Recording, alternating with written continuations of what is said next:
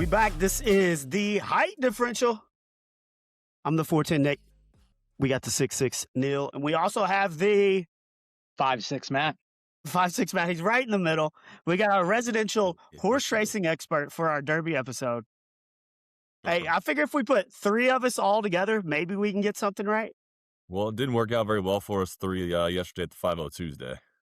Was we were texting back and forth. We're like, all right, I'm on the 6, I'm on the 10, and the 6, the 10, and whatever other numbers we decided to come up with are still running.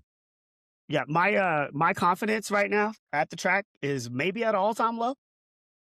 Along with my putting, we're just in shambles right now. But yeah, you're right. We were all three at 5-0 Tuesday yesterday. I hit one race. Matt, you said you hit 2 yesterday? No, 3 was today. 1 was yesterday. And do you remember what you hit yesterday, Neil? 2. And then we're playing them all day again today. I hit another one for. I told Matt I'm losing $50 a day. This ain't sustainable at this point. But yeah, today was better. But again, we're talking 4 to 5, 6 to 5, maybe a 2 to 1. You know, we're really, really bankrolling here during the week. Hey, we got the bet backs, but they're not even working for me half the time. So, but we'll go through the whole Derby field. We'll do a little Derby draft. Matt is a Patriots fan. We'll get in a little Mike Vrabel before we get him out of here, and then Neil and I will talk a little Bengals draft. Some other crazy stories going on in the world of sports and not in the world of sports. But before we get started, if you're catching this later, make sure you subscribe to the Height Differential, however you listen to pods. If you like it, rate and leave a review. It helps more people find the show. And follow us on @Height Differential on all social platforms. It's hard to believe that it's tomorrow, or it's almost May, and the Derby is already on Saturday. It's kind of crazy. It's usually how the calendar works, Nick, when it's almost May. It doesn't seem like it should already be Derby Day. Usually how this works every year. I'll give him credit. It's not going to be Derby-like temperatures this weekend. It's going to be chilly. It's going to be chilly. In the 50s? 6. Yeah. No. Did it get down in the 50s? I think the high, all right, 62. You got 62 for Oaks Day. And then your high for Derby Day is 60 on the nose. If there's a little sunshine peeking through, I think fans will be all right. Well, it wasn't very warm yesterday, but our high, like the temperature wasn't very, very high yesterday, but it got warm in the sun. It did get warm. It got warm. So, all right, we're going to go through the field. We'll go now through 21, as we did get a scratch today, and the Great White gets in. But I guess we'll just start with who is the favorite and then drew the rail. What's y'all's opinions on Renegade, trained by Todd Pletcher, ridden by Irad? He was off at 4 to 1. He's 5 to 1. He's now 5 to 1 this afternoon. Yeah. I've got him up. He is currently the favorite at 5 to 1. Yeah, tough break being the favorite coming from the rail. When the dreaded first post position that hasn't produced a winner since 1986. I mean, is it a big deal? Yes. Can they overcome it? Absolutely. They've got one of the best jockeys in the game in Irad Ortiz and 2-time Derby winning trainer Todd Pletcher.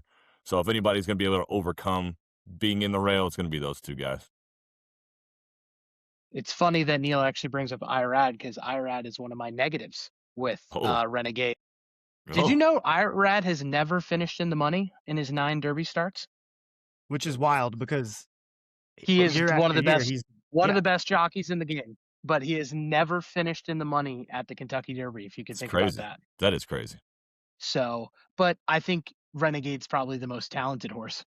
If you put them all up against each other, is probably the most talented horse, and his running style as a closer helps being at post 1. It's just how far can he get around? Is he going to be too far back? How far is the pace? But Irad is not necessarily a good thing, and might be some Twitter trolls, but there are some people talking about that Renegade might be a little hurt, a little hind leg injury potentially. Yeah, I mean, you just never know with that stuff, but I mean, somebody else is probably going to scratch out of this race before Saturday, and Mm. they talk about the Puma potentially having an injury too. We'll get into him a little bit later. Another thing with Irad, I think, which is a positive for Renegade, is he chose Renegade over Commandment, over Further Ado, and You over did. Full Effort. You sure did. So, I mean, when you got the top jockey picking this horse over four really horses, I think could be contenders. I think that's a pretty big positive. We talked about the rail. The rail's now different now that they've changed the gate after COVID. They're not as smashed up against it as they used to be. And then Matt, you mentioned it. I think his running style doesn't. It's going to be not as disadvantageous as it could be for other people or other horses because he doesn't want to get out front. So he's going to be chilling there in the back, trying to make a run late. And Irad's decision will be, do I want to try to stay on the rail and make the run, or do I go really wide and try to make the run that way? Um, so we said we're going to do win contender, super try contender, or no chance toss. Where are you all on Renegade? Put him in that win contender category. I think obviously he's a favorite for a reason. So put him in that win contender. I would concur. He is my final horse in my win contender bracket. I like we said that the rail doesn't matter as much, but I still think it's a negative. And he's probably going to be the favorite, or he's going to be close. So, and I don't necessarily love closers in the Derby. I think everything's got to go right for it to work. I am not putting him in no chance toss, but I've got Renegade more in my second tier for tri supers. Then we get to the horse in the 2-hole Albus, trained by Riley Mott in his first Derby. Manny Franco's aboard. Your all's thoughts on Albus? I mean, he's coming off the Wood Memorial. He came from 8th to win the Wood, but his final time wasn't exactly impressive. He was pretty slow in that race, 1 minute 51 seconds. Like you said, it's Riley Mott's first Derby as a trainer. Manuel Franco's 0-6 in the Derby. I mean, the jockey, Jaime Torres, that rode him in the Wood isn't even going to ride him. I mean, he's riding incredible. New jockey, inexperienced trainer, slower horse. I mean, he won. He said he won the Wood, but not very impressive. I'm throwing him out. Yeah, I'm also throwing him out, or in whatever our farthest category is. The only thing you need to take from the Wood Memorial was that the whatever their Phillies race is, their Oaks equivalent, the final time in the Oaks race was faster than the Wood Memorial. So the girls ran faster than the boys in that one. So I don't know that's going to help our boy Albus here in the first Saturday in May. Well, and I think his speed figures he's as slow as anybody in this race. And since 2004, there have been 58 horses that have run in the Derby that have had at least one prep race in New York. And of those 58, only one has finished in the top 3. What's the So, one? Revolutionary in 2013. Yeah, this is a pure no chance toss on Albus. Sorry for all you Albus supporters. In the 3-hole, Intrepido, trained by Jeff Mullins, ridden by Hector Barrios. What y'all got? This was an interesting one. He's kind of inconsistent. Like, he's posted some fast times. I mean, he finished 4th in Santa Anita. He's posted 4 solid speed figures in April. He had the fastest 5-furlong workout at Churchill since any Derby contender since 2012. So he's got some speed there. He's got potential, but he just hasn't had the results that come with winning. Yeah, I think Intrepido is going to factor more into how fast this race starts rather than how it's actually going to finish. If it gets up, I mean, because him and Litmus Test are right next to each other, they're both going to go. And I think if they really both get going, I think it's going to make more of a bigger impact on how quickly the speed falls apart or if it doesn't get out to a fast pace. But I don't think it's got enough to make it all the way around to factor into any of the superfectas, etc. I think distance is a major concern for this horse also as well. So even if he gets out top, I don't see how he can hang in for that 1.25 miles. and I have Intrepido as a no chance. Bob Baffert in the Derby with Litmus Test in the 4-hole, ridden by Martin Garcia. Matt, we'll let you start on this one.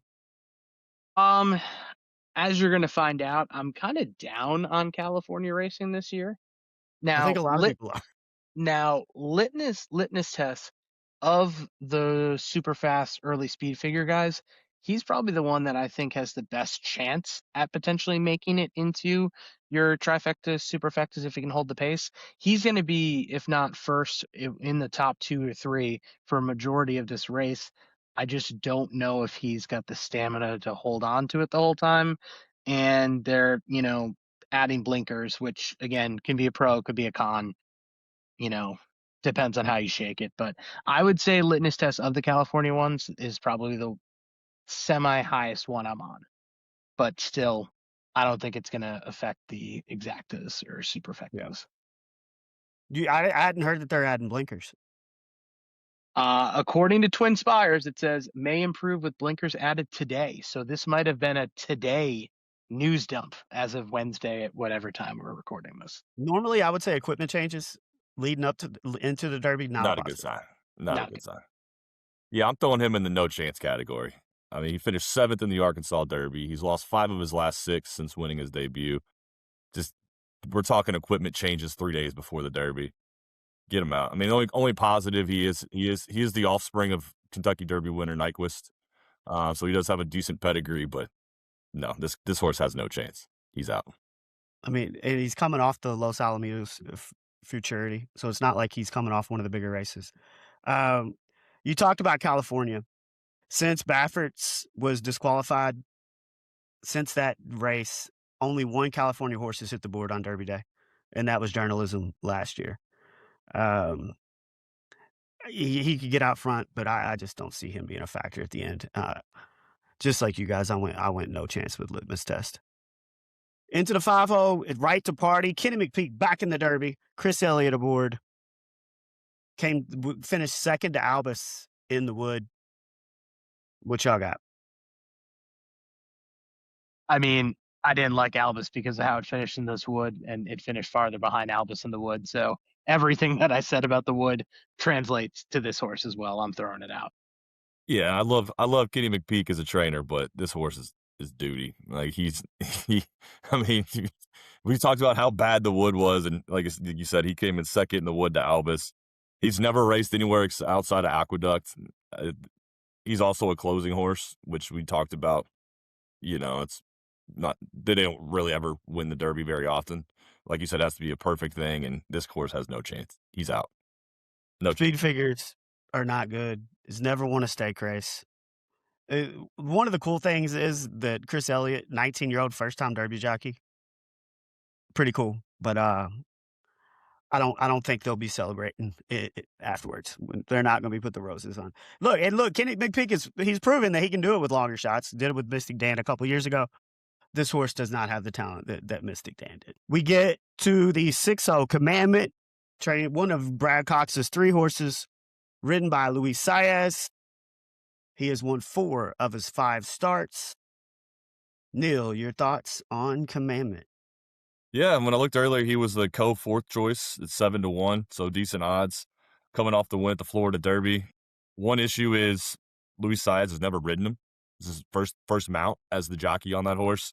Flavian Pratt rode him in the Florida Derby, and we talked about Ired Ortiz, who'd been on him before, is on a different horse. He's on Renegade, and Pratt's riding Emerging Market. So, new jockey. Saez is 0-12 in the Derby. Brad Cox, 1-12 is the trainer. And the Derby is only win with Mandaloon. I like him. I put him in my win contenders category because he is coming off that, like you said, that Florida Derby, which is the big prep race, and beating other contenders like the Puma and Chief Wallaby. So he's beaten quality competition in these prep races. So there's no reason to doubt him. I'll put him in that win contender category. I would agree. I think of the big, if you want to call it the big 3 of your favorites or co-favorites, Commandment has done exactly what you've asked it of this year. 3 of 3 this year.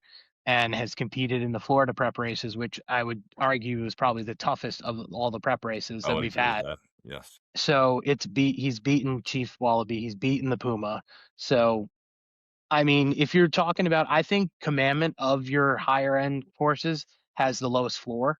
I think he's been very consistent in all of his works. So you have a good idea of what you're going to get with him. The only negative, in my opinion, is what you brought up. Irad chose to not mount him. Mm-hmm. He was a jockey before, chose not to go with him. I don't know if there's anything reading between the lines there, but Did they that would give be my.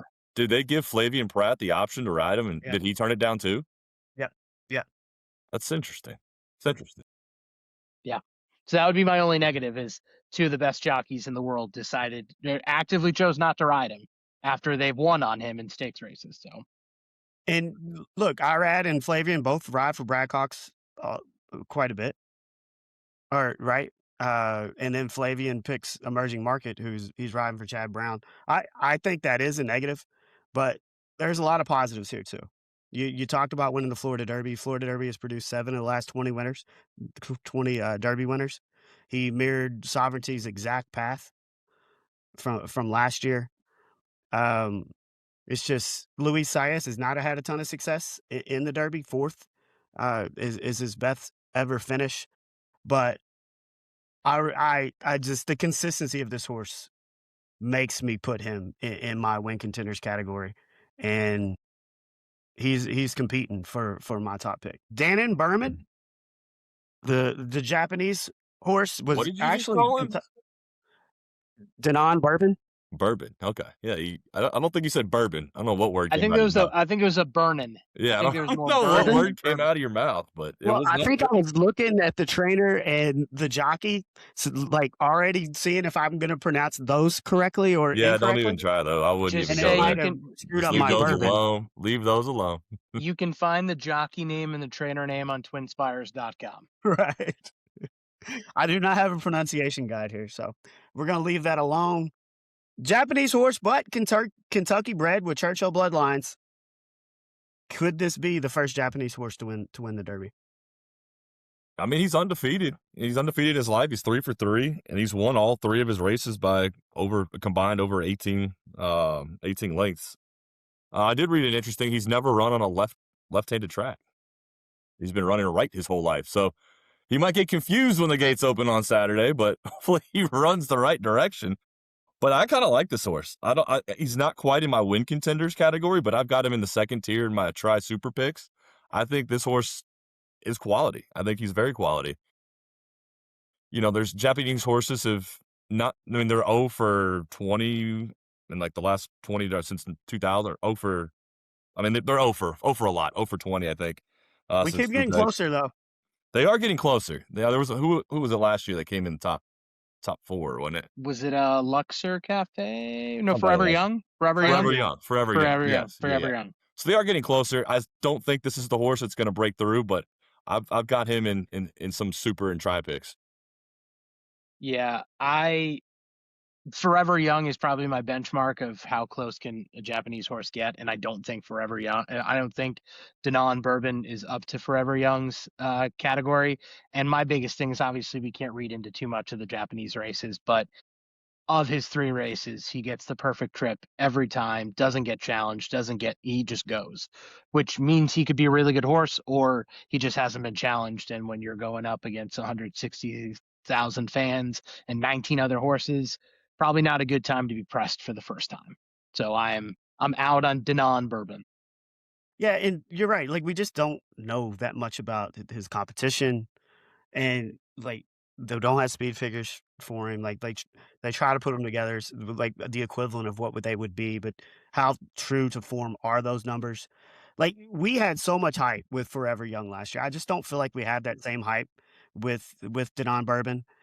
Him going left for the first time, I think, is a huge issue. I think being in a gate with 19 other horses is a huge issue. He's from Maxfield, who wasn't really a distance runner.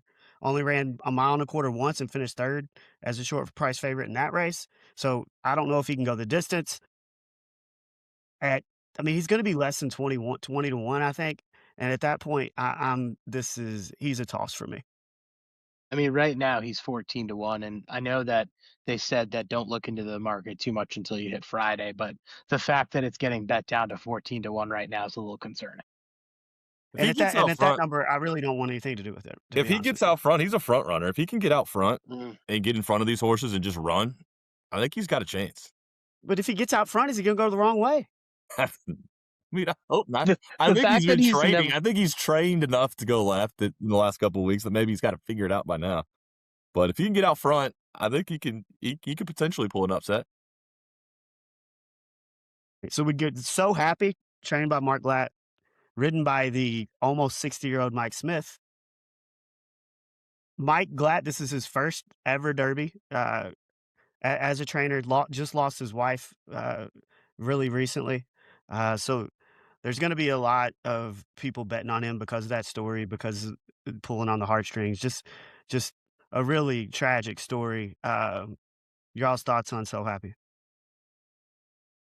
Go ahead, Neil. I mean, he's as of this afternoon, he was the fourth choice at 7-1, same odds as Commandment. I don't think he's nearly quite as good as Commandment. What did he do? He won the Santa Anita Derby as an upset pick at 7-1. Like you mentioned, it's Mike Smith on the mount, who's 2 for 28 in Derby. He does have wins with Giacomo and Justify, so he's a seasoned jockey, which is a plus. For like you said, first Derby for Mike Glatt or Mark Glatt. I don't know. I'm not sold on this horse. I've got him in my toss category, even at 7-1. I just don't think he's the quality of some of Well, these others. I think that 7-1 makes you put him in the toss category. Yeah, I feel for Mark for what he went through, but I'm happy that he finally has his Derby horse. I am also out on the horse, and it's the one that I am completely avoiding. So if you're asking me what's the one horse that can screw up everything that I'm planning on Saturday, it's So Happy. So I hope Mark Glatt has a wonderful time. I just hope So Happy goes nowhere near the top 4. I would agree Well, with that.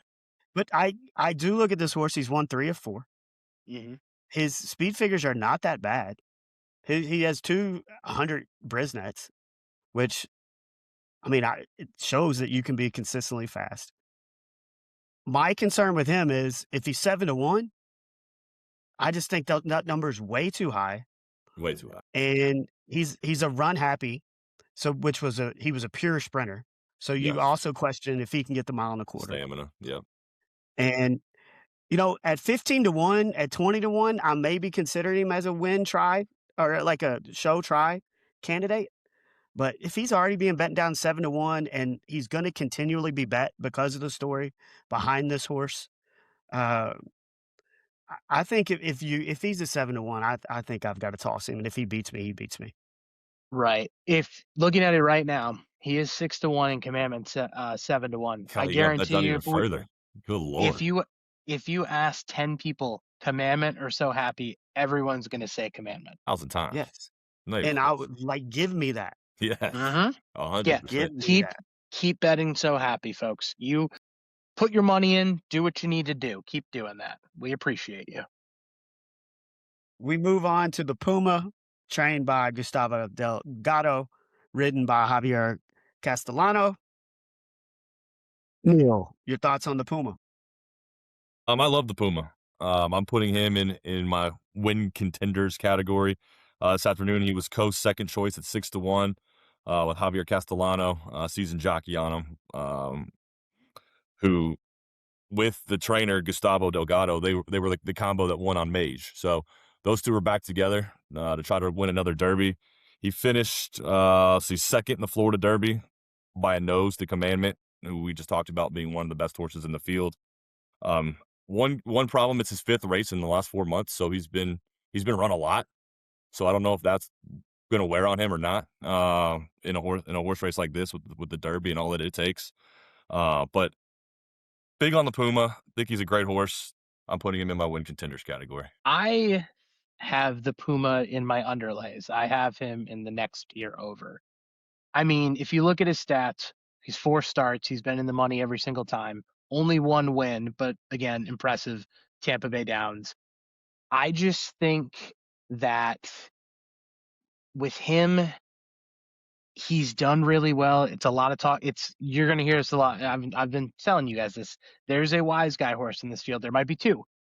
It's the Puma or Chief Wallaby. It could be both of them. I feel like when betting opened yesterday and the Puma went to the immediate favorite, I think that shows you a lot of people are talking about him. A lot of people putting money on him, which could be a good thing, could be a bad thing. I'm choosing to take it the other way.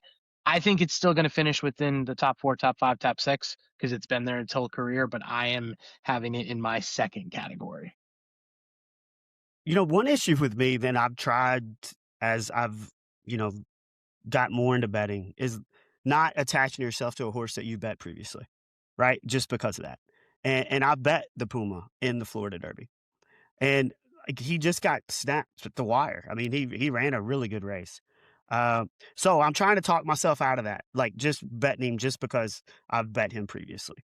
But 2 of the last 3 Derby winners have finished second in the Florida Derby.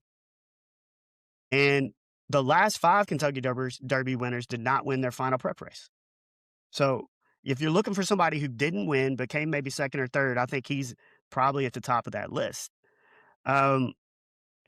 Mage and Sovereignty both finished second in the Florida Derby before winning. I don't know. I do like this horse, and I think I've got to keep him as a win contender.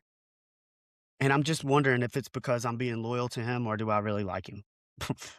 He is first in my second tier. He's like the top of my second tier category. There'll be some plays that I have where I have him in the win, but I am trending him to be in that place show category. And Neil talked about how he's raced, 4 times since January? He's one of the few horses that didn't race as a 2-year-old. So still relatively new to racing because he didn't race as a 2-year-old. We move on to, I'm also not going to pronounce this trainer or this jockey. You can find him on twinspires.com. Wonder Dean. Matt, what do you have? Same thing I said about Denon Bourbon. This is probably the less talented of the two, so my thoughts are the same. I'm tossing Wonder Dean out. Hopefully he enjoyed his trip to the States. Yeah, I would agree. I've got Wonder Dean in the no chance category. He did win the UAE Derby, but that doesn't really mean much since the UAE Derby winners are 0 for 21 since 2000. So, as Matt said, enjoy the States. He's been here since April 1st, so he's been here a while to get accustomed to Churchill. But no, he's the lesser of the 2 Japanese horses. No chance. No chance. Yeah, 0 for 20, and the only one to crack the superfecta is Forever Young. So not only have they not won, but they have not finished in the money very often. It's a clear no chance for me. Just pretty simple. Incredible Raleigh Mott's second horse, ridden by Jaime Torres. Of the 2 Raleigh Motts, do you think this is the better horse than Albus? I do, but do y'all think he has a chance? I am higher than most on Incredible. I think that I know that the Virginia Derby wasn't the best field in the world. I get that. Don't get me wrong. But it looked really impressive, really kind of pushed in, ran away with it. I really liked what I saw there. And he is 2 for 2 at Churchill. There are only a couple of horses that have actually won at Churchill. He's the only horse that won 2 races at Churchill, so he's comfortable with the track. Now, are those races with 160,000 people in the stands? No. But at least he's comfortable, familiar with it. You're going to get a really good price on him right now. He's 37-1. I think I locked him in at 25-1 at one of the future wagers back in April. I think of this is my longer shot that I will play in the ends of the bottoms of your superfectas, trifectas, and I've got a little stake to win. What are the odds now? I saw him at 37-1 earlier today. Is that still 37-1 right now? So you can say I got a bad deal in the 25-1, but it'll work itself out. I'm not sold on him. I've got him not in my worst. He's not in the no chance category, but he's in the toss category for me. I know he did win the Virginia Derby, but I mean, what's the field of the Virginia Derby? Like just looking at who came in that, and there's no Derby horses in that one. Prior to that, he lost by 25 lengths in the Holy Bull. He is 2 for 2 at Churchill. as Matt mentioned, and he did win the Street Scent Stakes, which is the race that Sovereignty won the year before he won the Derby. So he does have that going for him, the familiarity in the winning at Churchill. But when you lose by 25 lengths and right before you win the Virginia Derby, that's an alarm for me. Plus, he's coming off a 7-week layoff, so he hasn't raced in a long time, probably longer than anybody in the field. So he's got to get a ramp back up.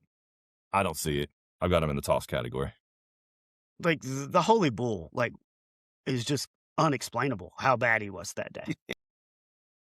Like, and to me, that's a giant red flag. If he's not 2 for 2 at Churchill, Yes. there's no way I'm even looking Considering. at this horse. Correct. And I think Matt's kind of dealing with his little loyalty thing that I'm dealing with the Puma a little bit on Incredible. But I can't get over the Holy Bull. I mean, the bad part is it's unbelievable. And he had no excuses for it. I didn't even bet him in the Virginia Derby. I forgot who I bet. I didn't bet him, but I was like, oh man, this horse is good. So I don't know. It's the long shot that I believe in the most. Is it going to do anything? Probably not, but you never know. But I mean, if you like him a little bit, then the 37-1 price is worth taking a shot on it. Yeah, I'm tossing him. We move on to Chief Wallaby. You got Bill Mott and Junior Alvarado trying to win back-to-back derbies. It's only happened once, I think, in the history of the Derby where a jockey trainer combo has won in back-to-back years. Neil, your thoughts on Chief Wallaby? When I looked earlier, he's at 13-1. I love that absolute value right there because I have him as one of my final win. Probably is the final horse that we talked about in my win contenders category. Like, I know he finished third in the Florida Derby behind the Puma and Commandment, and he finished second to Commandment in the Fountain of Youth as well. So he has not overcome some of these other top horses yet. But Bill Mott talked about in the Florida Derby how he thought his horse lost focus. He is also going with blinders. And in his workouts, they seem to have affected him in a positive way. He's running some good workouts with these blinders on. Maybe that's what he needs to get over that hump. We'll see. But at 13-1, absolute value. Book it. Put him in the win category. I could not agree more. If we can get Chief Wallaby in double-digit odds at post time at 7 o'clock on Saturday, that'll be fantastic. I think I will get with the negatives first. Has not won a stakes race. As Neil mentioned, lost Fountain of Youth, lost the Florida Derby. The positive about the Florida Derby is I think he had the worst race of the three of them. He really had to battle, got stuck inside, had to come out, and still finished third in a really slower pace race. So I think that was positive. And adding the blinkers, because if you watch the end of, I think it was the end of the Fountain Youth, he's kind of looking off, and it might have been the reason why Commandment got him. So hopefully the blinkers will help. And like Neil said, the value. I mean, if you're going to get, even if you get him 8-9-1, I think it's got the same amount of potential as Commandment and Renegade. So he is in my winner category as well. So there's 2 red flags with this horse that knock him down for me. And you mentioned the fact he hasn't won a stakes race. How are you going to win the Derby if you haven't proven that you can win a stakes race? And did Wrist Strike win a stakes race? Do what? Yeah, he won he finished only no horse. Like, what were the numbers that I saw? The Rich Strike didn't win the Ruby, right? I don't think Rich Strike won anything. He might have, but I mean, that horse was. There's no way Rich Strike won a stakes race. Hell no. But nobody was picking Rich Strike to win. I'm just saying, it is possible, Nicholas. It is possible. Well, I will give you another one. And the equipment change, I think, is a big red flag. And no horse in 25 years has added blinkers and hit the try. So you add those 2 things together. And I don't think he's going to go off. Would you all say he's 13-1 now? Yes. 13-1. I think he's going to go off to closer to what he was in the opening line, around that 8-1 number. Still a good number. But you have to toss some horses that a lot of people are going to pick to win. And you're tossing them. I just look at, yep. Oh, yikes. No wonder you've only won one race in 2 days. Well, I'm not very good at this, but dude, I just think those two things stand out. Okay. But what if the blinders help? Well, it's an unknown, and like you don't see this happening very often where you get equipment changes going to the Derby. And to me, you're trying to find something. The fact that he hasn't won a stakes race previously, I just don't see the Derby being his first stakes win. Yeah, well, to be fair, it's only race 4 for him. He did not get raced as a 2-year-old, so you can take that on the positive end, you can take that on the negative end. He's lightly raced, but he seems to be getting better each and every time he's out there. So that's how I'm going to take it with him. But again, that could be a negative, not winning a stakes race, not really getting raced much. Yeah.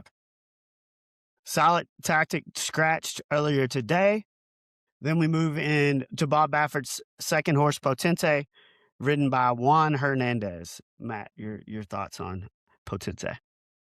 Um, I'm tossing him, but I wouldn't be surprised if he gets slot 4. He could finish 4th. It's got speed. Baffert's probably gonna send him. He'll be up there with Litmus Test, with Intrepido, and they're gonna be setting the pace. It's just how long can he hold on for? And again, all my comments, California racing, just continue. So toss, but I could see him finishing 3rd. Yeah, he's in my toss category as well. He might be worth a long shot sprinkle on there if you want to throw a little money at him. The odds I saw this afternoon were 28-1. As Matt mentioned, he's a speed pace setter, so he's going to get out there, and he's just going to try to run and run fast. He probably will run out of gas.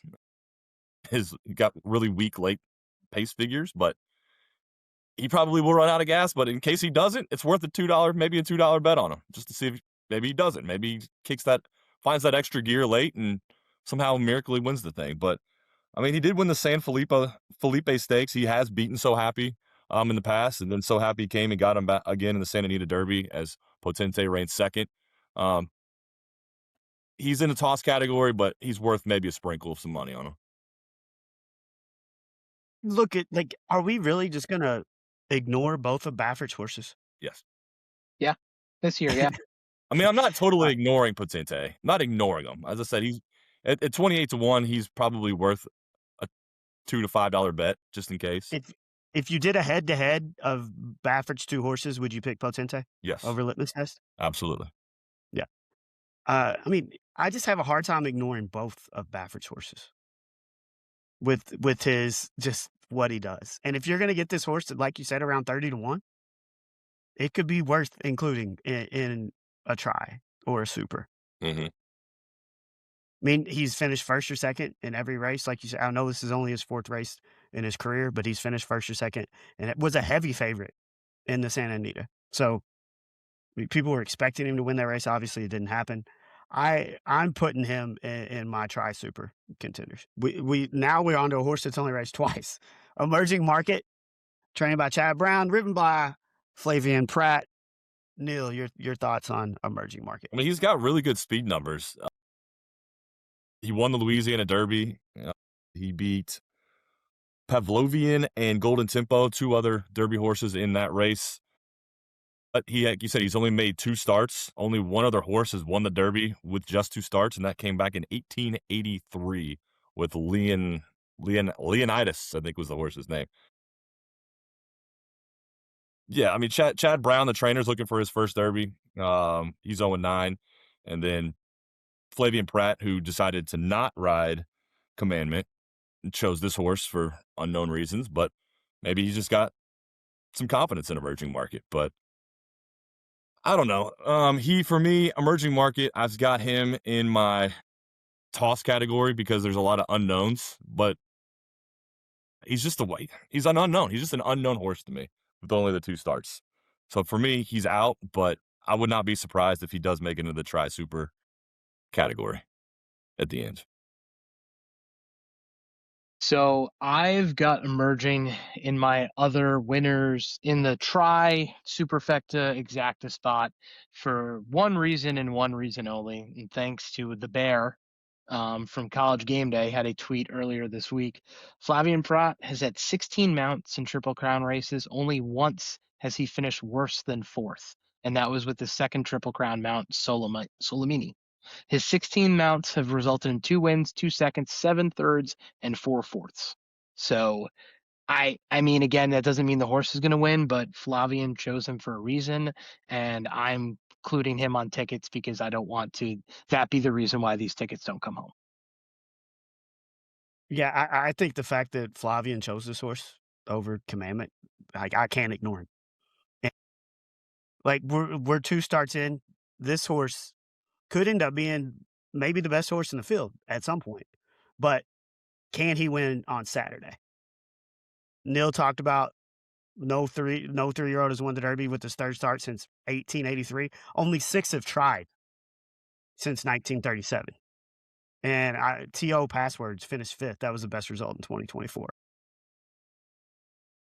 I think I have to include this horse strictly because of Flavien, because of the numbers he's put up in his 2 races. He's undefeated. Is it a little concerning that his third race is going to be the Derby where he's in a gate with 19 other horses? Yeah, of course. But I've got to put this horse in. I'm thinking I've got him in my Tri Super, but he's close to a win candidate for me. All right. We move on to Pavlovian, Doug O'Neill, and Edwin Maldonado. Matt, where you got on Pavlovian? I've got him in the no chance. I know some people have talked about maybe he can get up in there. I'm not seeing it. I mean, with a 20 horse field, you got to knock some horses off before you start figuring out what you want. And Pavlovian did not make it through that cut. So I am pass, throw out, whatever you want to call. Yeah, I've got him in the no chance as well at 52-1. He finished second in Louisiana Derby too, that emerging market that we just talked about. I mean, unlike emerging market with who's only made 2 starts, this horse is one of the more experienced with 10 starts already. So he's a seasoned veteran, I guess you could say. He's switched up his styles. He used to be slow running out of the gate, and then now they put blinders on him, and he's kind of a front runner, if you will. So he gets out quick, but no, there's no chance with this one. This guy's sorry to cut you off, Nick. This guy's the 9-year-old tight end from Miami in college athletics. That's this guy. He's on his 9th year of playing college football. Basically. No, it's like the fact that you've got emerging market with 2 and him with 10, and they're right next to each other is just, I mean, it's just such a big gap. Like, it's crazy. O'Neill and has won the Derby twice with I'll Have Another and Nyquist. I don't know if he can get the distance. I think it's such a big jump in class for this horse. It's a toss for me. We move on to 6 speed. Brian Hernandez aboard. Matt, what you got? 6 speed, he's going to get up. He's going to be one of those horses that's going to be out front, but you can probably forget him after the 6th furlong because he's just not going to be able to compete. Again, jump in class, international horse that just doesn't have the pedigree. So he is a cannot win for me. Yeah, no chance for this one either. He finished second in the UAE Derby to Wonder Dean, and we talked about how Wonder Dean has no chance. So if you're coming behind a horse that we've already said has no chance, you also have no chance. He hasn't won a race over a mile, so I don't see him winning a race that's a mile and a quarter. Yeah, no chance for this one. Yeah, I mean, the only chance is if the pace just completely collapses and he's able to just go unchallenged. But that is not going to happen, and he is a no chance. We move on to Brad Cox's second horse, Further Ado, ridden by John Velasquez. Neil, what you got? Yeah, as of this afternoon, odds were 6-1, which makes him the co-second choice. Won the Bluegrass Stakes by 11 lengths, so an absolute dominant win down the road at Keeneland. He did win a Grade 2 race at Churchill last fall, so he has won on this track before. One red flag, as we mentioned, Irad Ortiz. He's ridden Further Ado in all 3 of his wins, but has chosen to not keep that up, and he went to Renegade. So obviously the confidence with Irad there is not quite what it is with Renegade. He does have a pretty good jockey that took over, though. John Velasquez, who's won 3 derbies already. I've got him in my try super picks because I think he's a really good horse. I just think he's one level below the Renegade, Commandments, Pumas of the world. So Ado is my least favorite of my top 6, the best way to put it. I am very bullish on this horse. I think its best races have been at Keeneland, and they've been very impressive. But just because your best races have only come at Keeneland doesn't mean it doesn't come over to Churchill. Doesn't translate well. And the fact that just the last horse in the complete in the bluegrass to even win the Derby was Street Sense back in 2007. The last one to win the bluegrass and win the Derby, you have to go back to 1991. I just don't think the odds are on its side. I am going to have him on my underlays because I don't want to get beat by him, and I think he can get in that second, third, or fourth. I am just choosing to think that he is not going to win, but I could see him winning. I'm just choosing him not to. Highest speed figure in the field. I mean, and he just dominated in the bluegrass.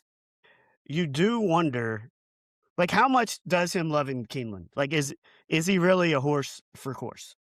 Because like, I don't know. Like, it's a dirt course. It's what's an hour away. Like, does it really make that big a difference? I don't know. Like, the bluegrass has not had a winner since '91, but they're finishing in the try quite a bit recently. Good Magic was second, Essential Quality was third, Zandon was third, Sierra Leone was second. So they have been competitive recently. Irad passing is a concern for me, but like you said, you're still getting John Velasquez, who has proven that he can win this race. I got this horse as a win candidate. I mean, it's just I have a hard time not putting the highest speed fig in the field as one of my top win. I don't love him at 6-1 though. If he was in like the Chief Wallaby number in that 10 to 13, that'd be great. Yes. I just think if you're in that number, you're 6, 7 to 1. I'm personally choosing Renegade over him. I'm choosing Commandment over him. I'm even probably choosing the Puma over him. Yes. Okay. And here's another thing too. He's a gun runner, and those horses have not really been at their best at Derby, but have been really good post Derby, like with Taiba and Sierra Leone and Cyberknife. You know, they've had a lot of success afterwards, but none of them have won the Derby. If like you did a 1v1 versus Renegade, I'm taking Further Ado over Renegade. With the one rail, with him being a closer, I like Further Ado better than Renegade. We move on to Golden Tempo, Sherry DeVoe, Jose Ortiz. Matt, your thoughts? I mean, coming in third at both of his stakes, the last 2 stakes races at the fairgrounds, and the fairgrounds don't have the best crop of talent. So I am no chance on Golden Tempo. I'm not putting him in the no chance category. I think he's a deep closer. So you always have that horse in the Derby that just comes out of nowhere and somehow gets up for third or fourth. I think he has that potential. He's got no chance at winning, but I think he could come, like I said, like off the screen and like, oh, holy hell, how did this horse get fourth? You know, he's got that kind of potential. As you said, he finished third in Louisiana Derby, but behind 2 other Derby horses in Emerging Market and Pavlovian. He's, like you said, never run anywhere other than the fairgrounds. He does have the familiarity of Jose Ortiz, who's the only jockey to ever ride him, unlike some of these other horses that are switching around like it's, like it's a game of poker. So he does have that. He's sired by a 2-time Horse of the Year in Curlin, so he's got some good bloodlines in him. No chance of winning, but I would not be surprised if we look up at the end result and it's like he's fourth. Curlin has never won the Derby as a sire. But yeah, he needs pace. Not gonna get it. Like I could see where I agree with you, Neil. I think he could potentially finish in the try, but I'm tossing 48-1. It's a good. Yeah. It's a good one to have. Yeah, I mean, if he does finish in the try. I could see a bet where you can include him like third and fourth if in your try or your super. I think I'll put him in the box. Which makes some sense. Put him I could see in the that. box. You might have talked me into changing that one. Full effort Brad Cox's third horse, ridden by Tyler Gaffalione. Neil, what you got here? I have him in my toss category. I'm not giving him no chance. I've got him in my toss category. He's 19-1 this afternoon. He might be worth about a $2 to $5 bet just in case. He won the Jeff Ruby Stakes. However, he's never raced on actual dirt. So this will be the first time he's ever done that. I don't know. He does have Brad Cox. I like Brad, but I don't see him winning or coming in the money. But for 19-1, it might be worth a $2 bet. Brad Cox is doing a wonderful PR job with him because he talks him up more than he talks up Further Ado, and I think Further Ado is the better the horse. I think Full Effort's one of those that we're going to look down later this year, and come Breeders' Cup or whatever, Full Effort's going to be a lot better than he is right now. I think it's just really tough. I know other horses have done it, but it's tough to have your first dirt race in the Kentucky Derby from post 20. Or 19, I guess it's 19 right now, post 19. So I'm tossing him. I'm not saying no chance. He's in my toss category. You just look at the PPs and the 4 starts on turf, 3 on synthetic, just really stick out. And it's not like he hasn't. You raced 7 times, so he's had opportunities to race on dirt. But I watch FanDuel TV and I'm watching all these previews, and so many people are on Full Effort as their win horse. And look, the Jeff Ruby Stakes have had some success in the Derby the last couple of years. 3 of the last 4 Derby Superfectors, including a horse that ran in the Jeff Ruby Stakes. Final Gamut finished 4th last year. 2 Fields came in 2nd in 23. Rich Strike won in 22. And then I think the only other Derby winner that won the Jeff Ruby Stakes was Animal Kingdom back in 2011. His speed figures aren't that great either. But, like, what do everybody know that I don't? Like, why are so many people on this horse? And it makes me want to put him. And the fact that Brad Cox is all, like, you're right. I do think he's pumping him up more than his other 2 horses. So, what's his odds now? 19-1. 19-1. I don't think he's a 19-1 quality horse, but I'm putting him in my tries and my supers. Yeah. And then getting in after the scratch is Great White, trained by John Ennis, ridden by Alice Ashard. Matt, what do you got on? This is the biggest horse in the field. yeah, he's a monster. Giant. Yeah. Giant horse. That's probably all I got on him. I bet on him at Keeneland. Did not win with him at Keeneland, but very a visually impressive horse. But he is in my no chance. I mean, he's got to be. I think he's got to be in everybody's no chance category. I mean, it's gonna like the only chance he has is like that Rich Strike type of luck that just lightning in a bottle for one race and somehow it all comes together for him. I mean, he's a monster horse. He's over 1,300 pounds. He lost to Further Ado by 22 lengths in the Bluegrass. I mean, if you're doing that, I don't know how you're going to win the Kentucky Derby. So put him in that no chance. I think John Ennis is just happy to have a horse in the Derby. And that's about it. I mean, he faded badly in the Bluegrass. And I think this could be the longest shot on the board. I mean, obviously, you're getting in after a scratch. You're going to be close to that. This is no chance. We don't need to go into it too much. I mean, nobody even talked about Rich Strike wasn't even mentioned on most of these shows before the Derby, and then he goes and wins the thing. But all right, let's do a little draft. We'll each pick 3 horses. We'll do Snake. We'll go Matt, Neil, me. So, Matt, you get the honors. Who's your first pick? I'm taking Commandment. I'm going the low floor. All right. My first pick is going to be my actual Derby pick that I think is going to win it, and that's going to be the Puma. Give me the Puma. So, Commandment would have been my first pick. But give me Further Ado.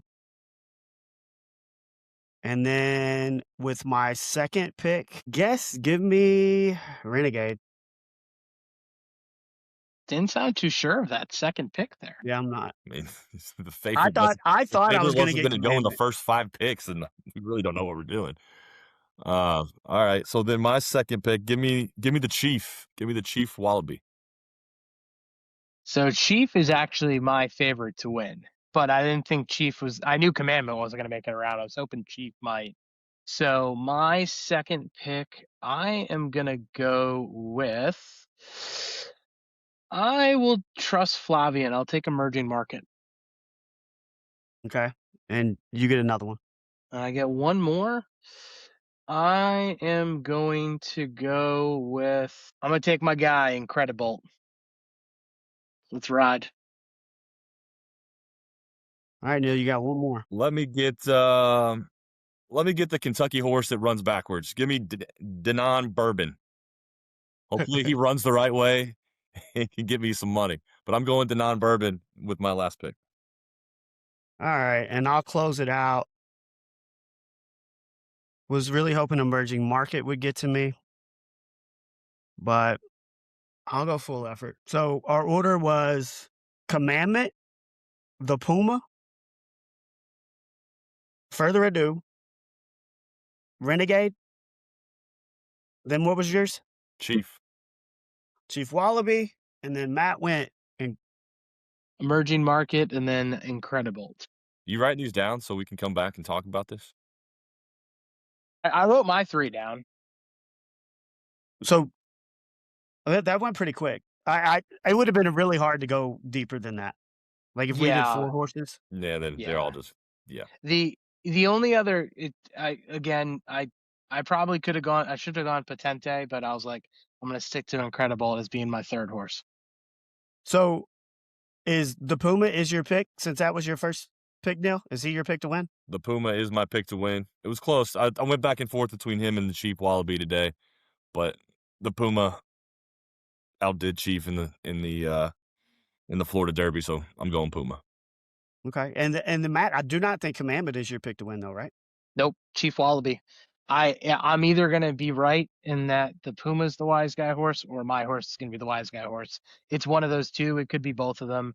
I just think the value that you're going to get, and since we've been talking, he's now down to 12-1, but still, like the value you're going to get on Wallaby, and he might not be the right, Commandment's got your better Commandment, Renegade, Ado. It's 1A. Those horses are 1. Wallaby's 1A. You could argue that it's up there, and it's worth it. And he's got a good post. He just needs to stay in the middle of the pack and make its run. And my win pick is going to be Commandment. He's the most consistent horse in this field. And I mean, I just look at all the numbers, and I don't think he has any real negatives. And I can find a negative on almost every horse in this field, and I have a hard time finding one for Commandment, and that's why I'm going that way. Yeah. The only negative about Commandment is that IRAD didn't choose him, but that's not Commandment's fault. It's nothing that the horse did. It's a human choice, and humans can be wrong. Are we going to start winning some races tomorrow? I hope so. I hope we do. I mean, like the odds are going to get better as more people are betting. The cause aren't going to affect it as much. But let's just hope that. I mean, heck, today it was all about early speed. No matter what the heck, the early speed on your sprints and then your closers on your routes. I feel like that's been the key, and don't try to stray too far away from the board. I know a 26-1 won the last one, and there was a 5-1, but outside of that, in these early races, there have not been many big shots to win. And that's the problem. Like, favorites are winning, and I'm still not hitting.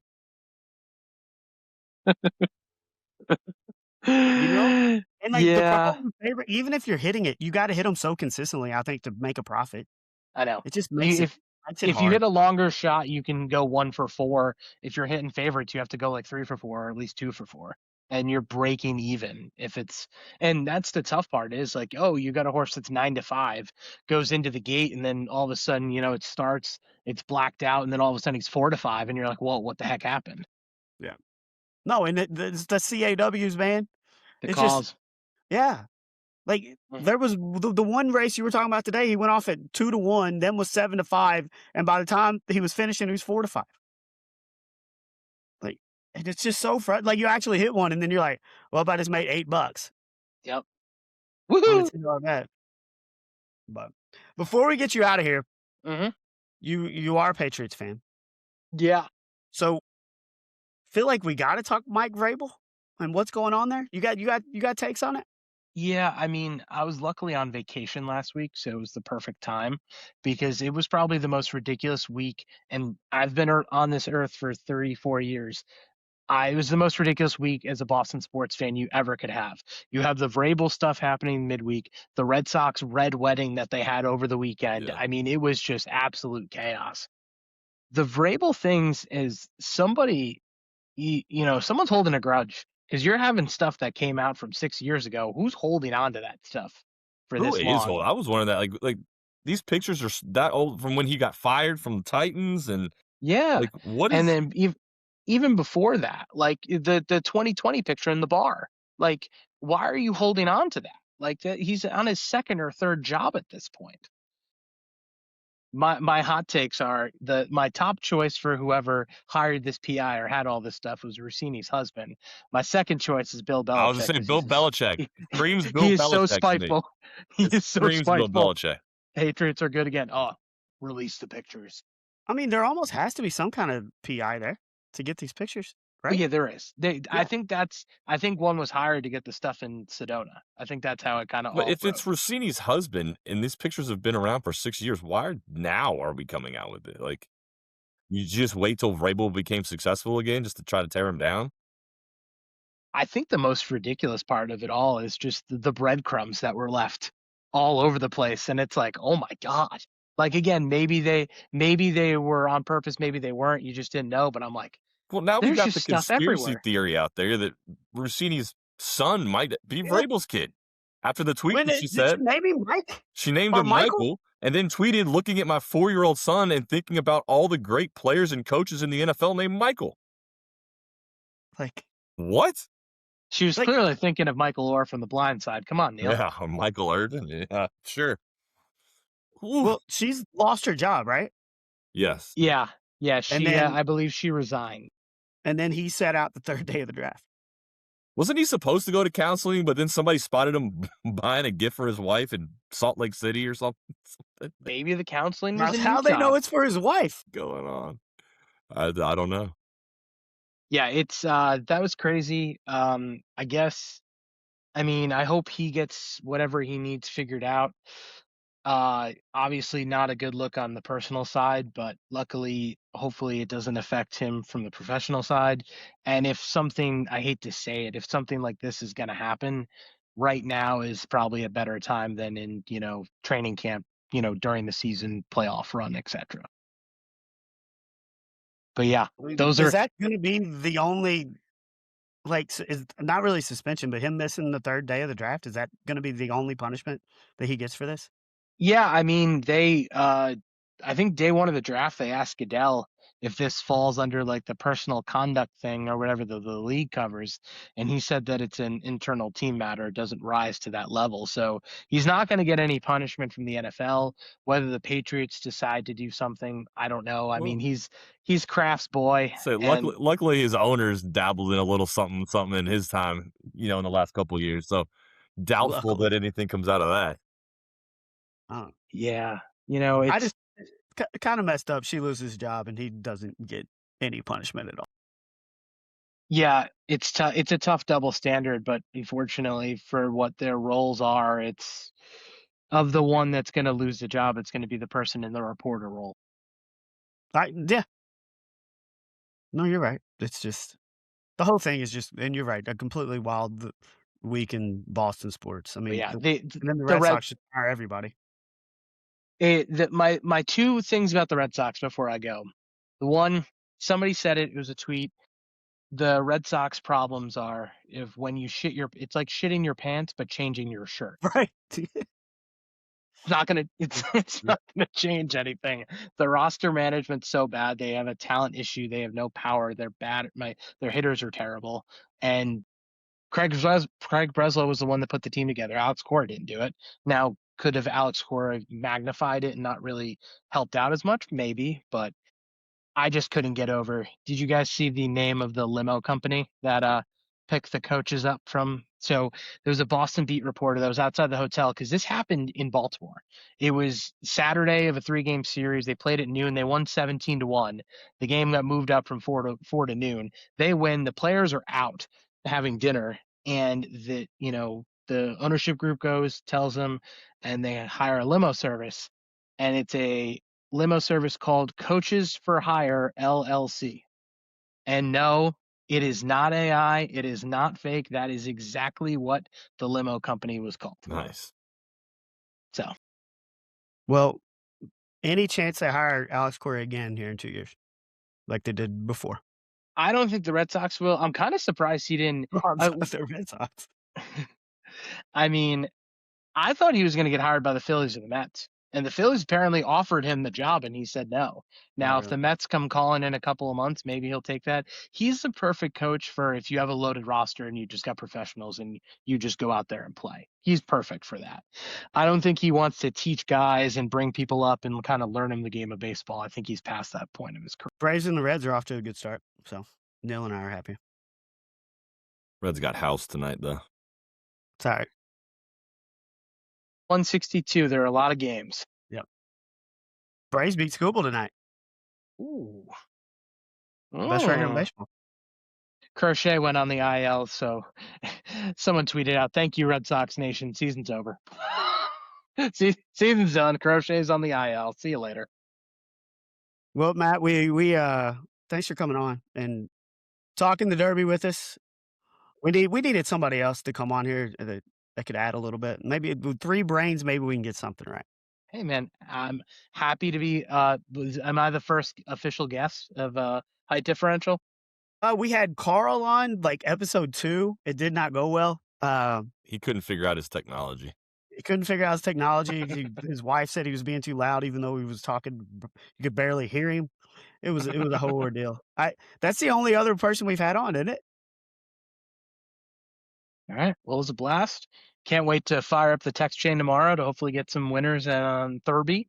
And let's just keep this momentum going, hopefully into Saturday, and get some winners. And then maybe you can come on next week and we'll actually talk the race. Yeah, love it. Thanks for having me, guys. Yeah, we could have. Matt. We've got a couple more Triple Crown races down the pipe. We'll get Matt back on here.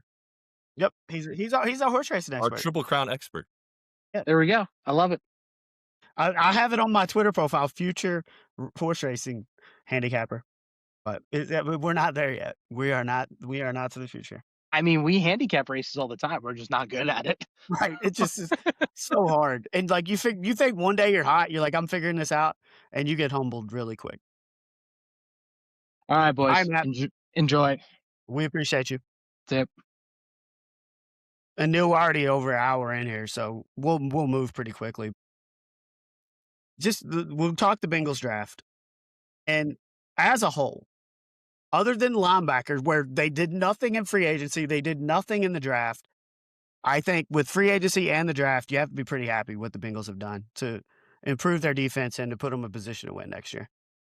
Yeah, I mean, we talked about, it all started with the trade. And Dexter Lawrence is probably the greatest first round, 10 overall pick that has ever played the game at this stage in his career. So, no, great draft. I would have liked them to address the linebacker issue. I think they still will at some point. I don't know who they're going to get, if they're going to be any quality. It's probably going to be somebody that's still a free agent, or somebody that gets cut off a roster, like a veteran that gets cut down the road here. But all in all, not bad. I mean, clearly the message was we want to beef up the defensive line, and have depth there, and that's what they did. I mean, with Cassius Howell coming in as a second-round pick, he's the SEC Defensive Player of the Year. So, an edge rusher that hopefully will get some production there. And then, you go to Cario Davis at corner out of Washington in the 3rd round. Secondary was kind of an issue in the last couple seasons with the Bengals. So, spending a draft pick there in the 3rd round should help. But all in all, not bad. Not bad. No, and Cassius Howell can move to outside linebacker at times, so he could help them but he's not going to play linebacker all the time. Like his job No. is going to be to rush the quarterback Yes. in passing situations. Takario Davis, dude, 6'4" as a corner. Like he's going to be Long. one of the longer Long. corners in the league. I think they made some really good picks with getting those two centers. Brian Parker played all three positions at Duke, so he could potentially be a swing tackle, play some guard, play some center. But I think I'd like to see them go get somebody like Bobby Wagner, who's a veteran, who's available, Yeah. who is still productive. You need some leadership. You in need a that veteran. room. You need to get a veteran in there. A guy like you said, like Bobby Wagner, I think would be perfect. That can get in there and teach these young guys. I mean, he's one of the best linebackers to ever do it. He's won Super Bowls. Like he knows the game, and he can probably teach these young guys a thing or two on how to play the position and get them better. And at the end of the draft, like I thought they did a really good job. Like their last pick, get Landon Robinson, the defensive tackle from Navy. There've been a lot of positives with talking about him. His dad was a Bengals fan, so they're doing the Who Dey chant after he gets picked. And then the tight end they got from Texas, Jack Enders. Like everybody's talked about him being a steal there late in the draft. So their draft grades have been around mostly B's and A's from what I've saw. And with all the additions they made in free agency, you hope that these picks pan out. And I mean, you're looking like the franchise just looks like they're in such a better spot than they've been the last couple of years. And now it's up to Zach Taylor and the staff and the players to go get it done, because the front office, other than linebacker, has done everything they said they would do. And if they have one of the best defensive lines in the league, that does improve your linebackers. Makes the job easier on them. They just need to have a 15th ranked defense in the NFL and win games when they score 30 points. You can't lose games when you score 30 points. Yeah. Eh, I mean, hopefully. Jacob Rodriguez was there for the taking, and that's who I really wanted in the second round. It would fit the need at linebacker. But the more and more you read about Cassius Howell, the more I seem to like him. I mean, I just didn't think we needed to go back-to-back drafts with our first pick being a defensive end, but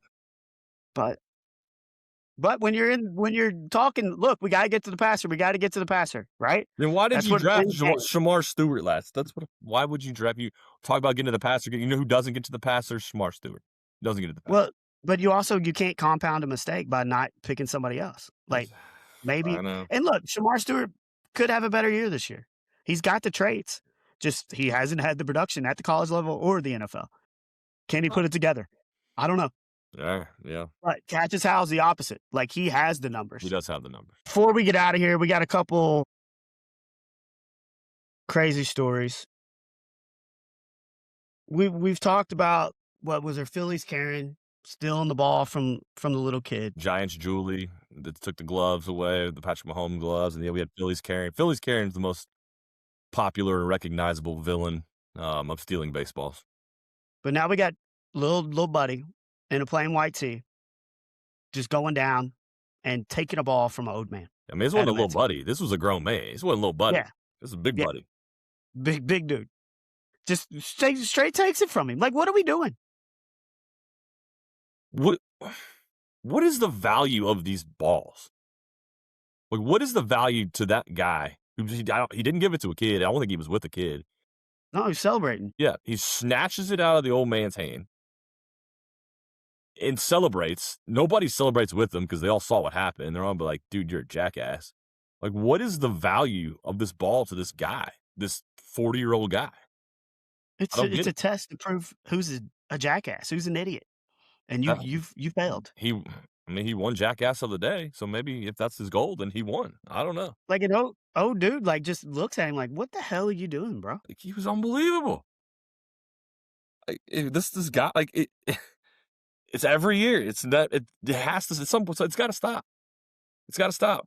Whoever gets the ball, and hopefully they give it to a kid that's under the age of 18, because that's who really deserves the ball. Because those are the kind of those are where the value lies in a home run ball or a foul ball. Is it's valuable to a kid because it's a memory. It's a lifelong memory that they're gonna have. To a 40-year-old man, a foul ball off the bat of John Rodriguez or whoever. I don't even know. Like, what is it? It has zero value. Zero value. Dude, it's not even a home run ball. Like, Foul at ball. least Phillies carry was a home run ball. Like a TJ Friedel foul ball. $0 value.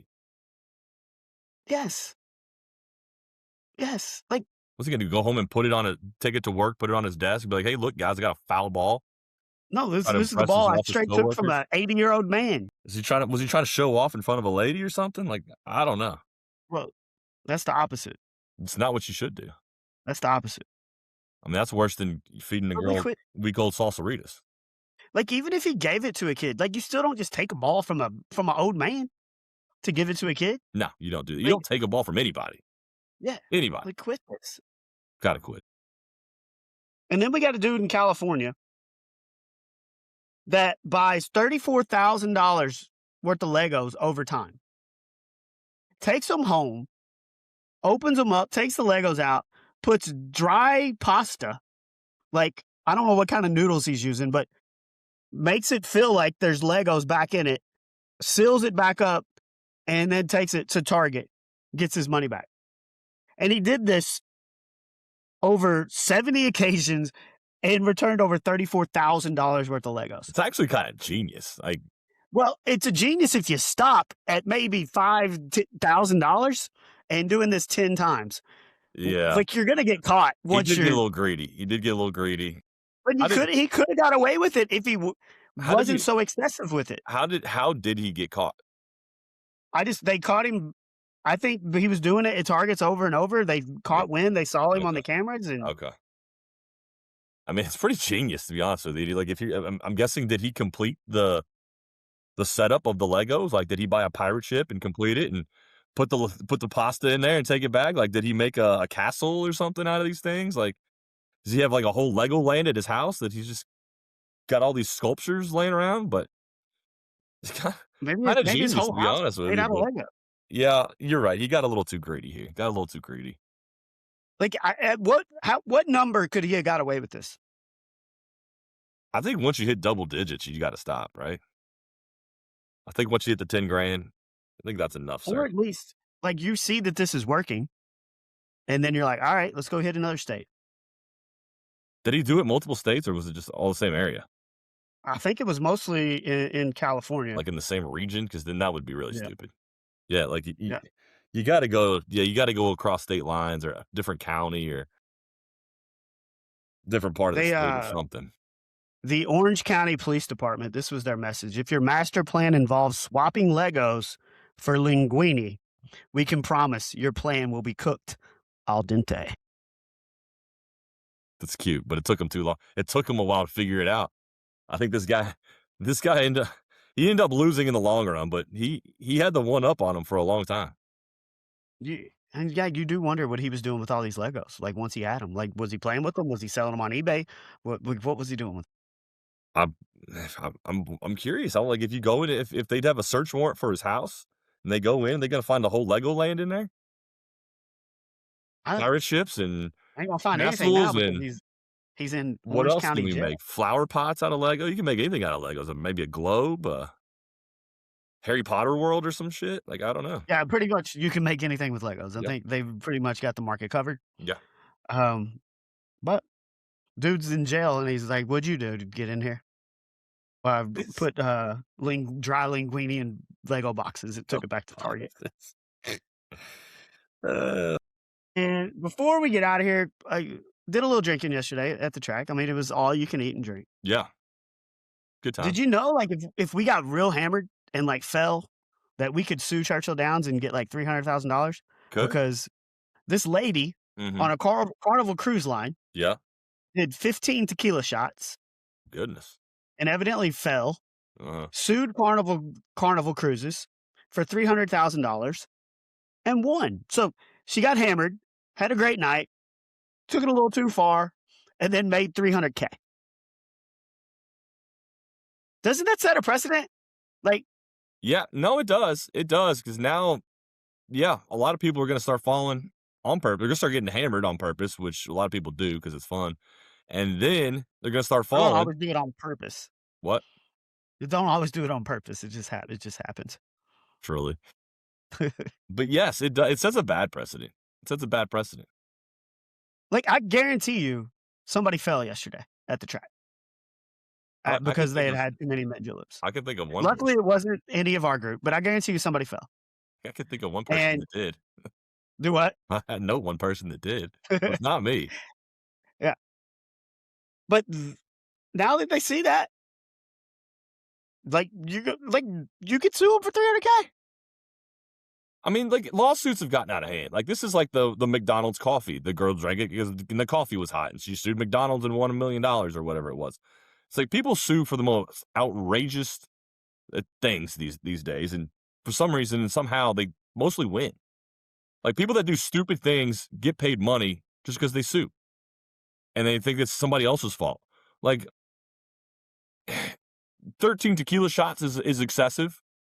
15. 15 is excessive, and if she went to the same bartender over and over and over, then yeah, it might be that bartender's fault. You shouldn't be serving somebody 15 tequila shots. It's But if she's over-serving, going, I there's mean, no doubt. the cruise ship's big. There's probably multiple bars in this cruise ship. If she's going bar hopping and she's getting a tequila shot here and a tequila shot there and a tequila shot there, I mean, these bartenders don't know her from anything. Here you go. It's the first time I served you, so it's not their fault. Like, They got all the surveillance cameras of her at the bar just ripping tequila shot after tequila shot. I do think she moved around and Yeah. did go to different bars. I can't blame the bartenders in this situation. But she's also like, I don't know if it was like TMZ or Extra or one of these, but they actually interviewed her. And like, she's playing the victim. Like you are not the victim. And also, how do we know that her Nobody friends forced didn't you order? to do 15 shots. And I guarantee you, she didn't order all 15 herself. She probably was with a group of friends, and they're like, let's do shots. So some guy or girl goes up, gets the group a round of shots. Then the next person gets a round of shots. So no, she probably wasn't even the one that ordered all these shots. So there's nobody to blame but her. She's at fault. She needs to take responsibility for this. And what's going to end up happening is those people that book Carnival cruises are going to end up getting screwed now, because now they're going to probably start limiting your drink numbers. It's like your all-inclusive drink packages now includes 5 drink tickets. So then you're going to be like, well, dang, my 5 Bud Lights ran out in an hour. What am I going to do the rest of the day? And some of us can handle our alcohol. Some can. Some of us can't. Yeah. This woman clearly can't, and now others have to suffer for her stupidity. $300K. That's stupid. There's no way that's $300,000 in damages. No.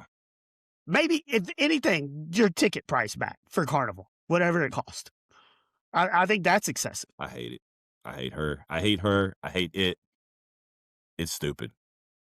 I mean, I wouldn't want to embarrass myself and go on that show and everybody to see my face that I'm crying because I did 15 tequila shots and I got so hammered that I fell and they needed to give me money. Boo! I had fun on a cruise ship and I fell and hurt my knee. $300,000. $300,000. Hate it. I hate her. I haven't seen her, but I hate her. I can already tell you. So, I mean, there's going to be a lot of drinking at Churchill this week. Multiple people are going to fall. After seeing that, pretty good chance we might see a lawsuit against Churchill. It could happen. Can I cuss you out before we leave? Yeah, let's go. So, first of all, appreciate you having us over for the pre-50 Tuesday brunch / pre-drinking activities before we went to the track yesterday. Always appreciate your hospitality. And thank you for not serving us week-old salsaritas. You know, we had we did this last week. We're not going to do it again. We had fresh bagels from the Panera Bread and you know, some chicken minis and some donuts, etc. 2 things I need to cuss you out on. First of all, I'll go to get a cup out of your cupboard that I think is clean, and it is the most dusty, dirty cup I've ever seen. A, what are we doing with our cups in the house? And B, well, we'll start there. What are we doing with these cups in the house? Well, I told you, I very rarely go to the second or third level in my cabinets as a 410 human. I do have a little step stool. I try not to use it if I don't have to. The cups that I'm using are primarily going to be on that first level. I second level on occasion. Third level is like, bro, you're getting up there once every couple of years. This was second level cup, though. This was second level cup. This is where your guests get their cups from. How back in the back was it? It was in the front. It was the first cup I grabbed. Okay, we'll get it clean. Okay, We'll I get it appreciate clean. that. And then we were talking last week about the who would eat the week-old salsaritas, and we said we're not going to get back into that. But I open your refrigerator, and you've got 4-day-old frozen pizza that's just sitting there uncovered in the fridge. It's not, so it was once again not 4 days old. You see, it was 4 days old. I made it on Sunday, and Today's it was Wednesday, so 2 days. Sunday, Monday, Tuesday. Is it there today? Yeah, I wasn't in the 4 pizza days. mood today. Yeah. So you got I wasn't 4-day-old in the pizza, and not only do you have 4-day-old frozen pizza, not just like takeout Domino's pizza. I can understand maybe a 4-day-old Domino's pizza, but frozen DiGiorno pizza or whatever, Red Baron pizza. Red Baron. I appreciate a good Red Baron pizza. You don't even have it covered. It's just sitting there bare out in the fridge. I mean, it's on a plate. It's not just sitting there on the shelf. It's on a plate. My God, we gotta get your eating habits under control here. I guess like it's still in the fridge. Like it's not like it's on a plate in the fridge. Put some saran wrap on it to keep it a little more fresh or something. Put it in a Tupperware. At this point, I ain't gonna lie, it's probably getting thrown away. I'm not gonna eat it at this point. I would hope so. Yeah, and your fridge was bare. Only thing in your fridge, probiotic soda and 4-day-old frozen pizza. Some cheese. Right. Yeah. We gotta get to the grocery store, my guy. There were apples. There's apples in there. Okay. There's apple a day keeps the doctor away. Like we talk about what's in Juice's lunch pail, we're gonna start playing what's in Nick's fridge. Da-da-da, da-da-da, what's in Juice's lunch pail? That's one thing we got to do. We got to start doing the jingles on the show. We do have. We need a jingle for what would Joe do. We do not have a what would Joe do this week. We do have a catalog. You going to track one more day this week? We'll be there Friday. Yep, Friday for Oaks. I have not looked at the Oaks race yet to see who the favorites and all that are. Been studying on the Derby, but we'll dive into the Oaks here probably tomorrow or early Friday. Yeah, it was kind of sexist on our part to only talk Derby, not get into Oaks, but we talked Derby for a good hour. I gotta admit, I'm a little surprised that your Derby horse is not the Puma. Since you're a big Puma guy, you got the Puma hat on today. You're Ricky Fowler. Ricky Fowler's #1 fan. Well, not only is this a Puma hat, it's a Derby Puma hat. And you're still not on the Puma. We got the little horses, like the little mint and juleps. Yeah, I like that. I see that. That's nice. But yet you're still not on the Puma. He'll be in my supers and my tries. The commandment, man. I get it. So, I don't know. We'll see who. I need to write down our picks. We'll see who does better. And then, I got Jonah's birthday party on Derby Day. We're doing that again. Yeah, I'm glad you're going to make it to that to support your nephew since you didn't support him at the track meet that I was at yesterday. Saw your sister in Hartford and Jonah and Bellamy was running. Yeah, Bellamy was running. So where were they? We had the JCPS championships at Eastern High School. How'd everybody do? As a team, Tully girls, 2nd and 3rd grade girls finished 5th out of 10th. Bennett won 1st place on the 4x400 relay. So she got a gold medal for that. Harper finished 11th in the 100 meter sprint. So she set a personal best time there and a personal best time in the 400, but did not medal. So we walked away with 1 gold medal, and overall team did pretty good. Glad to hear that. They're keeping you pretty busy right now. Had to leave the track early to get over there. Couldn't participate in post festivities. Post-track shenanigans are some of my favorite shenanigans. I mean, we went to Peaks and then we went to Hoops. It was a long day. Long day. It was long. Did you make it to work on time this morning? I did. Yeah, we were good. I worked from home. I don't think anybody went in the office this week. Get a real job. It's Derby week, man. You don't work Derby week in this city. But excited for the races this week. Hopefully I'll turn the corner and start winning. Are you betting all the bet backs, or are you only betting when you're there? I did not bet today. I might look at it tomorrow. Love the bet backs. $10 bet backs. Yeah, I mean, and if you're like if you're listening, you're not doing that. We're not sponsored by Twin Spires, but if your horse finishes second or third, you get your money back. It's one of the better deals in betting, and I still can't win any money. But just a reminder: subscribe to the Height Differential, however you listen to pods, rate it, and please leave a review. Whether you're listening on Amazon or iTunes or however you're listening. And then follow us on at Height Differential on all social platforms. Happy Derby week to everybody. Thanks to Matt for coming on. For the, how tall was he? 5'6", 5'7"? He was in the middle, 5'8", 7, 8. I don't know. I can't even remember what he said an hour and a half ago. But for the 5'6" to 5'8", Matt, for the 6'6", Neil, I'm the 4'10", Nick. Everybody enjoy Derby week. We will talk to you next week to wrap it up. We'll see you then. You. Give it to me. Should have talked about my eagle. Well, dude, that was pretty sick, bro. And like I said yesterday, I was more impressed with the putt almost than the shot. You can get lucky with that shot. A little bit, but The putt just to wasn't make that clutch. the putt wasn't super long. It's still tough, though, to make it. I mean, my birdie putt on that par 3, I wasn't even close with it. Yeah. And mine was shorter than yours, wasn't it? Yeah. Yeah, for sure. I suck right now.